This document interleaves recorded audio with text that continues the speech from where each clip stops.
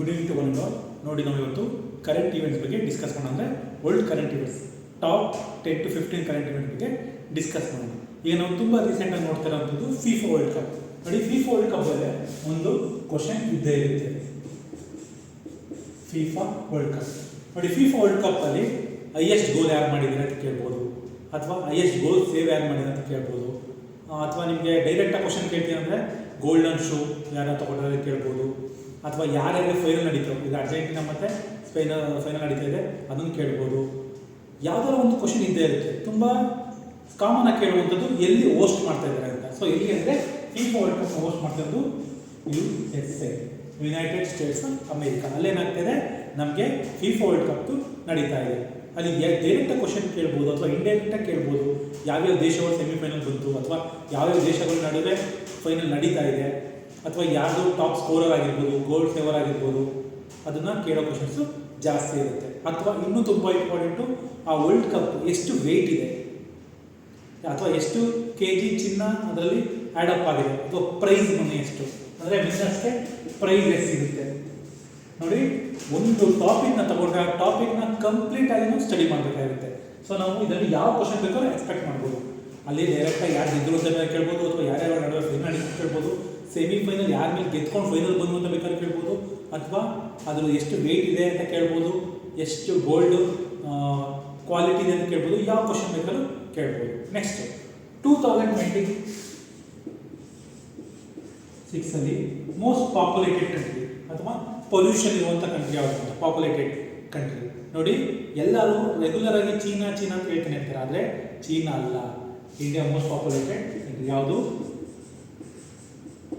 India ಆಗಿರುತ್ತೆ ನಮ್ಮ most populated country ಆಗಿರುತ್ತೆ. Next world economic forum.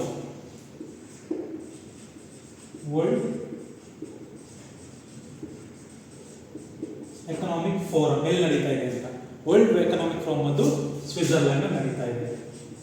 World economic forum ನಡೆಯೋದ್ರಲ್ಲಿ 2026 ಅದು 2026 ವರ್ಲ್ಡ್ ಎಕನಾಮಿಕ್ ಫೋರಮ್ ನಡೀತಾ ಇರುವಂಥದ್ದು ಇಲ್ಲಿ ಸ್ವಿಟ್ಜರ್ಲ್ಯಾಂಡ್ ಅಲ್ಲಿ. ನೆಕ್ಸ್ಟ್ G20 ಅಂದರೆ ಗ್ರೂಪ್ ಆಫ್ 20. ಈ G20 ಎಲ್ಲಿ ನಡೀತಾ ಇದೆ ಅಂದರೆ ಅದು ಕೂಡ ಯುನೈಟೆಡ್ ಸ್ಟೇಟ್ಸ್ ಅಲ್ಲಿ ನಡೀತಾ ಇದೆ. ನಿಮಗೆ ಕ್ವಶನ್ಸ್ ಕೇಳ್ತಾರೆ G20 ಮೇಲೆ, ಪ್ರತಿಯೊಂದು ಎಕ್ಸಾಂಪಲ್ ಏನಾದ್ರು ಒಂದು ಕ್ವಶನ್ ಇದ್ದೇ ಇರುತ್ತೆ.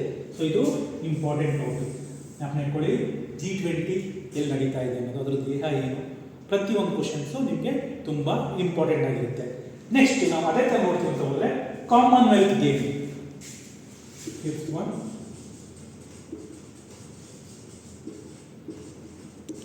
ಕಾಮನ್ವೆಲ್ತ್ ಗೇಮ್ ಎಲ್ಲಿ ನಡೀತಾ ಇದೆ ಅನ್ನೋದು ಆಸ್ಟ್ರೇಲಿಯಾ. ಕಾಮನ್ವೆಲ್ತ್ ಗೇಮ್ ಎಲ್ಲಿ ನಡೀತಾ ಇದೆ ಅಂದರೆ ಆಸ್ಟ್ರೇಲಿಯಾ ನಡೀತಾ ಇದೆ. ಕಾಮನ್ವೆಲ್ತ್ ಗೇಮ್ ಅಂದರೆ ಅದು it is A mini world cup ಥರ.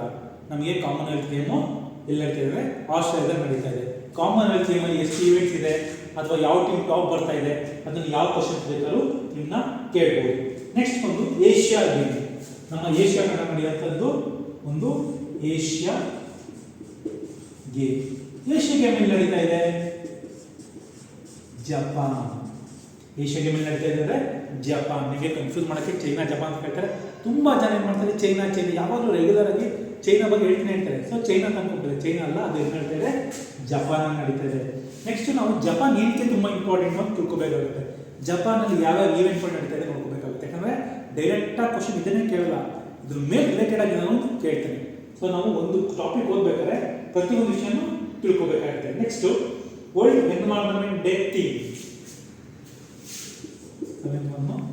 ವರ್ಲ್ಡ್ ಎನ್ವೈರನ್ಮೆಂಟ್ ಡೇ ಥೀಮ್ ಏನು? ಪ್ರತಿಯೊಂದು ಇವೆಂಟ್ ನಡೆದಾಗ ಒಂದೊಂದು ಥೀಮ್ ಅಂತ ಇರುತ್ತೆ. ಆ ಥೀಮ್ ಏನು ಅಂದರೆ beat plastic pollution. Beat plastic pollution ಅಂದರೆ ಪ್ಲಾಸ್ಟಿಕ್ನ ನಿರ್ಮೂಲನೆ ಮಾಡುವಂಥದ್ದು. 2026 ವರ್ಲ್ಡ್ ಎನ್ವೈರನ್ಮೆಂಟ್ ಡೇ ಥೀಮ್ ಏನು ಅಂದರೆ ಬೀಟ್ ಪ್ಲಾಸ್ಟಿಕ್ ಪೊಲ್ಯೂಷನ್. ಅಂದರೆ ಪ್ಲಾಸ್ಟಿಕ್ ಅನ್ನು ಸಂಪೂರ್ಣವಾಗಿ ಬ್ಯಾನ್ ಮಾಡುವಂಥದ್ದನ್ನ ನಾವು ಇದರ ಥೀಮ್ನ ತೊಗೊಂಡಿದ್ರೆ ಬೀಟ್ ಮಾಡಬೇಕು, ಯೂಸ್ ಮಾಡೋದನ್ನ ತಡಿಬೇಕು ಅನ್ನೋ ಕಾರಣಕ್ಕೋಸ್ಕರ. Next new president of world bank. World ಬ್ಯಾಂಕ್ನ ನ್ಯೂ ಪ್ರೆಸಿಡೆಂಟ್ ಯಾರು? ವರ್ಲ್ಡ್ ಬ್ಯಾಂಕ್ನ ನ್ಯೂ ಪ್ರೆಸಿಡೆಂಟ್ ಅಜಯ್ ಅವರು.